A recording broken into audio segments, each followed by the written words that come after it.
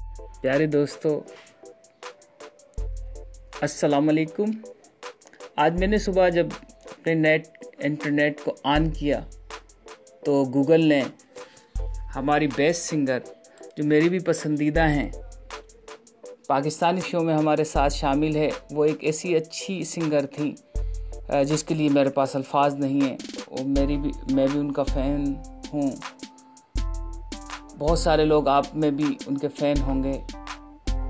तो ये गूगल ने अच्छा ट्रेंड दिया है कि इस तरह हमारे सिंगर्स, एक्टर्स को प्रमोट करना और उनकी यादें हमारे ताज़ा करना कि वो सदाबहार एक्टर हैं, सदाबहार सिंगर हैं। बहुत खुशी हुई, मैंने कहा कि मैं आपसे भी इसको शेयर करूं। तो उनकी आप भी देखते होंगे, सिंगर हमारे पाकिस्तान की बेस्ट सिंगर थी, उनका इंतकाल हो चुका है। बहुत खुशी हुई कि आज उनके जन्मदिन के ऊपर 1965 में वो पैदा हुई थी। लगभग 3 अप्रैल कराची में उनका जन्मदिन था और उसमें बहुत ज़्यादा वो पॉपुलर थी, नाज़िर हसन के गाने। शुक्रिया, ये आपको शेयर करनी थी कुछ नॉलेज। बहुत शुक्रिया, थैंक यू।